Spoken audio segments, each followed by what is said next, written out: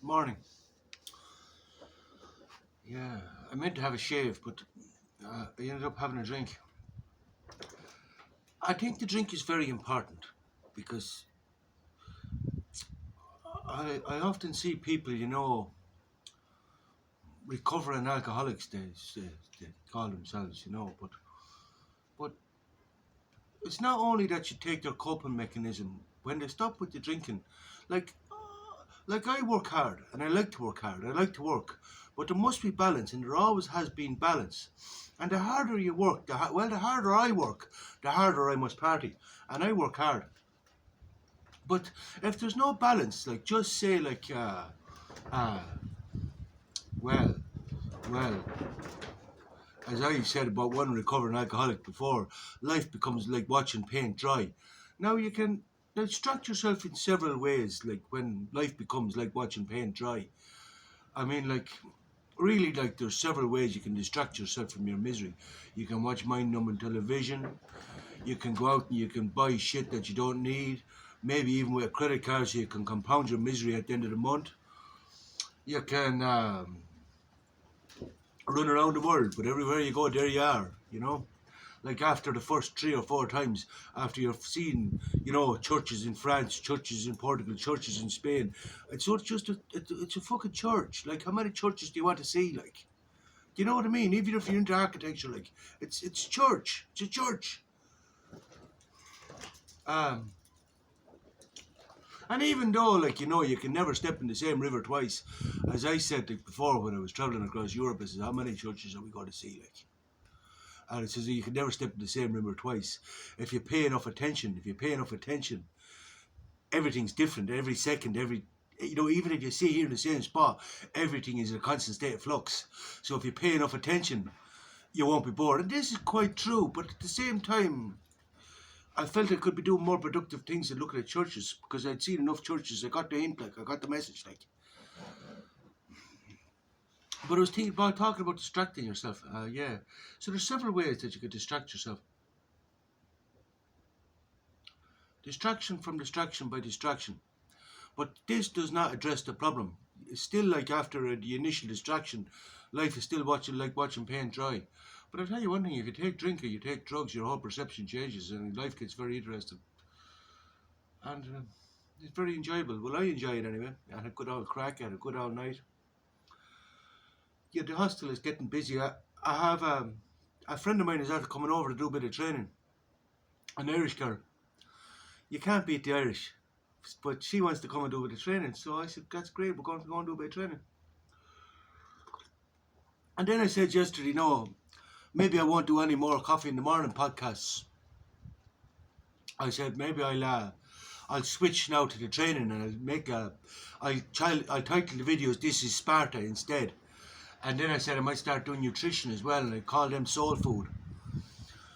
And then we went around looking at gyms then yesterday, we went around looking at gyms and we found a gym, and the gym is old school and it's fucking hardcore. It's big now, old school equipment and hardcore gym. But there's definitely none of that camera shite. No, so that's out the window. That won't be happening. And there's enough of that shite on the internet anyway. Like, you can go and watch Phil Heath. He's giving lessons in bench press, and there's only so many exercises, and you don't really need me or anyone else to show you, like, how to train, because there's enough of that shit all over YouTube. Loads of it, like, loads of it. So you don't really need that. And I really don't need it either, to be honest. And neither does she. So that would be just a distraction, really, from the training. Like, that would be just that. That would actually only ruin the training, really. Like, even if you had someone with a camera that was come following us around, that would only ruin the training. It would only take the good out of it. So I decided to fuck that idea. I'll keep the coffee in the morning with her one, and I'll tell you how she's getting on. I'll tell you how I'm getting on. We'll talk about it. But yeah, we're starting in the gym today. I'm glad I've no hangover. That's all I can say. I'm glad I don't get hangovers. The vibration's too high. And that's the thing, you see. And then you see, yeah, some people say the drink makes them depressed, but the drink doesn't make you depressed. The drink doesn't make anything. It might, It might do away with the distractions and the illusions, all right. It might make you see things in a different light. As I say, your perception changes. But what has to be addressed then is not the drink that's making you depressed. Do you know what I'm saying? It's not the drink that's making you depressed. You have to, and this is where people go wrong, blaming the drink, but the drink is not the problem. The drink is never the problem. You have to identify the cause, and when you identify the cause, you can do what you like in relation to the drink. Drink or don't drink, that's your own business, but you have to identify the cause. I'm sick telling people that. So then I decided, what will I do about the food? Will I start doing the food videos? And I said to myself, no, I won't bother my arse doing that either. I've done a few food videos in the past, and I can cook. I'm a good man to cook, but really there's a man here that does food, and there's really no point in trying to do everybody's job. Do you know what I mean? So I decided is like over time they can do their own spin-offs, or their own fucking channels or their own cooking or whatever the fuck they want to do. She's an artist, she might do something with art, I don't know.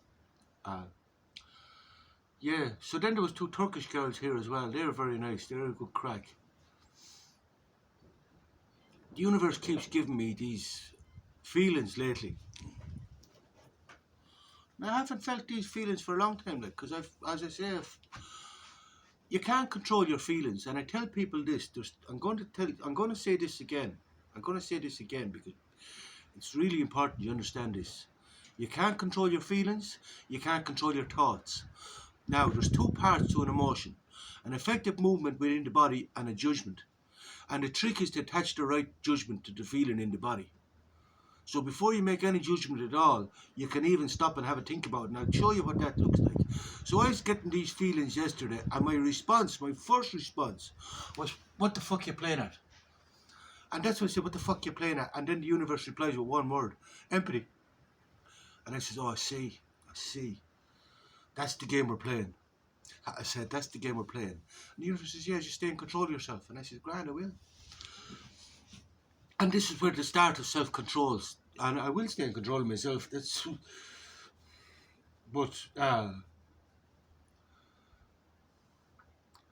it's very important that I stay in control of myself, because I remember one time I started this business called Everything in Pink, and again, it was, maybe the page is still up somewhere, it's floating around in space and time. It's on the internet somewhere, Everything in Pink. And I started Everything in Pink, and what Everything in Pink was, I was selling, I wasn't even selling anything. I wanted to do it as an advertising page. And what Everything in Pink was I started advertising, not even advertising, I started showing hats. But I had one girl say, and I said to one girl, you do the hats on a Tuesday. And I said to another girl, you do the handbags on a Wednesday. And I said to another girl, you do the shoes on a Monday. And then whatever dresses, another girl doing dresses. And another girl doing party wear, like formal dresses. But I had a girl, like I was saying, like everybody do their own role, And I had a girl so I had about maybe 10 girls contributing to this page. And the idea was that it wouldn't be just my taste, you know what I mean? It wouldn't be just my personal taste. It would be a selection of different tastes from different women. Sort of like in a newspaper where one would have one column and another would have another column. You know what I mean? You have your column, like what's her name in fucking Carrie Fisher, is it? Carrie Fisher. In Sex and the City, she has a column. But then she wouldn't go along and start putting in commenting on someone else's column or writing someone else's column or saying your content is bullshit. I got to rewrite that. And that's what started happening with the page. The girls started to cut one another to bits. And they start saying, start sending me shoes when it wasn't their shoe day. Like, they weren't even doing shoes, but they didn't like the selection of shoes or the choice of shoes. So they started sending me their input for the shoes. And I was sort of the editor on the page. So like even though the shoes might be very nice, like I had to make a decision, like of do I put the shoes on the thing or do I not put the shoes on the thing? Now I did, as far as I remember, put the shoes on the thing, and that was the biggest mistake I made. The whole thing turned into a shit show. So basically, what I'm saying is, I didn't stay in control of myself, and I lost control of the whole fucking page, and the whole thing went tits up. There was one very overpowering one from America, the one that was doing the hat. She was very overpowering, very dominant. She was going for complete domination of the whole page, I think. But the idea was very good. Like, the idea was that I wanted to, yeah, it was called Everything in Pink because I wanted to give people ideas, like, for nice things. Like, ideas for nice things, ideas for nice things. And then I wanted to actually start, say, advertising nice things. Like, for example, you know, like I started doing giveaways for the perfume as well. Like, you know, a raffle for the perfume. And then, like, you know, a share, like and shares for the perfume. But then, for example, you know, a company would give you money, say, for you to like and share their perfume. Or a company might give you, buy advertising space basically, but yeah, it had to be nice things. And then, like, I was going to go to certain shops. I say, do you want me to advertise some of your nice things? And say this is available to buy at, and I'll even ship it. Like, but this was the idea for the page, and it would have been a very good business if it hadn't to fall apart. If I had to manage to stay in control of myself and stay in control of the page, it would have been very good business. But that's the moral of the story is the big takeaway from today is not only can you not control your thoughts, you can't control your feelings. But if you learn to feel the feeling, and like I remember I said one time, like, you know, I remember, like, you know, when I start this, now most feelings I get, I just laugh at them. But I remember, like, initially when I discovered this, I said, what's that? Is that fear? Is that fear?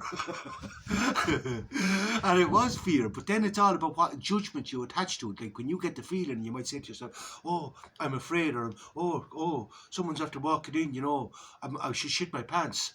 But no, you can feel the feeling, and you can laugh at the feeling, and you can say to yourself, you know, is that? And usually it doesn't give me the feelings, because, as I say, if you're singing off the same hymn sheet, there's no need for the delusion and the deception. It just has to ask, or we can talk about it. Then I'll act accordingly. You know what I mean? But basically, everything I do is with reason, and that's why I was very surprised to be getting these feelings. Says, what you at? Because, like, it's not that there's anything wrong with the feelings, like, but I do enjoy that.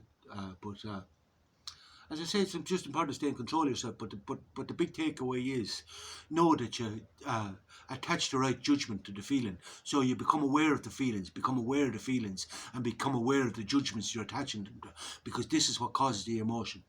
The judgment you're attaching to the feeling, but you can't control the feelings either. So it's not just about the thoughts; it's about the judgment that you're attaching to the feeling. I feel this, and attaching the judgment to it. I'm afraid, I'm in love, I'm angry, I'm whatever it is. You know what I mean? Whatever it is. Anger is another one that you can feel the current running through, and you have to be sort of like a lightning rod. You have to let it flow through. But even that gets entertaining. You know, even that gets entertaining, because you can. It takes a little bit of practice, but once you start letting it, learning how to let it flow through, recognize the feeling, identify the feeling. But it's not definitely about suppressing the feelings. It's not about suppressing the feelings. It's about acknowledging the feeling and attaching the right judgment. For example, like, there's no fucking way I'm going to let you make me angry. No, you're not. I'm not giving you that privilege. I'm not giving you that privilege. I'm not giving you that control over me. One of the girls had a ring in her nose, and I was saying to her, like, you know, that's how you control a bull. That's what the ring in the nose is for. That's what the ring in the nose is for. You tie a rope on it and you lead them around. That's what the ring is in a bull's nose for. That's what the ring is for, as far as I'm concerned. That's the truth. Anyway, I make it off this. Talk to you tomorrow. Bye.